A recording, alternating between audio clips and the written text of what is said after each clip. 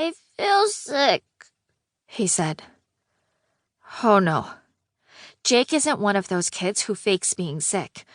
My mom always says on car trips that if Jake says he feels sick, we pull over, because he will throw up 100% of the time. I jerked the bus window open and quickly flung Jake over me so that he was sitting in the window seat. Put your head out the window, buddy. Take deep breaths, in through your nose, out through your mouth. We're going to start moving soon, so the wind will be in your face. Deep breaths. I rubbed his back a little and looked up to see if anyone I knew was getting on at this stop. My best friend and co-cupcake clubber Alexis Becker was going to the same camp, but her parents were dropping her off on their way to work. I fantasized about them driving me, too, and leaving Jake to his own devices. As if my parents would let me get away with that. At the very least, I did have our cupcake club meeting to look forward to later today. Just quality girl time, planning out the club's summer schedule and reviewing the cupcake jobs we had coming up. Chilling with my best friends, Alexis, Katie, and Mia, and brainstorming. It was definitely going to be fun. A bunch of little kids streamed on and sat mostly in the front of the bus. Suddenly, I spied a familiar shade of very bright blonde hair, and my stomach sank. No, it couldn't be. But it was. Sydney Whitman, mean girl extraordinaire and head of the imaginatively named Popular Girls Club at school, came strolling down the aisle, heading straight for the back row, where only the most popular kids dared to sit. I quickly looked out the window and pretended I hadn't seen her. But no luck. Oh, that's so cute. You and your little brother sitting together. I guess that's easier than trying to find someone your own age to sit with.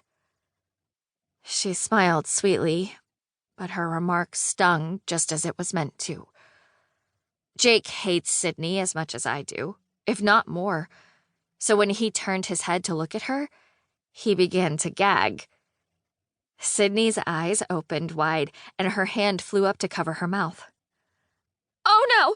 He's going to... Luckily, Jake turned to the window just in time and hurled the contents of his stomach out onto the road. Disgusting! Shrieked Sydney, and she fled to the back of the bus. I didn't know whether to laugh or cry. It's just one more nail in the coffin of my possible popularity. Not that I ever really stood a chance. And not that I really wanted to. But it was also kind of hilarious to have Jake take one look at Sydney and then throw up. Definitely not her desired effect on men. I made a mental note to tell the Cupcake Club later. They'd love this. Jake barfed a couple more times and then sat back down, looking as white as a sheet. The good news about Jake's car sickness is that after he's done throwing up, he's always fine. I pulled a napkin from my lunch bag and gave it to him to wipe his face.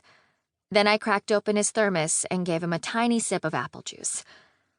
I felt sorry for the poor guy. I hate throwing up. Jake smiled wanly. Thanks, Emmy. Sorry. I laughed. I feel the same way when I see Sydney Whitman. I wasn't sure I would have been so psyched about going to this camp if I'd known Sydney was going. Or at the very least that she'd be on my bus. It definitely put a cramp in my happiness.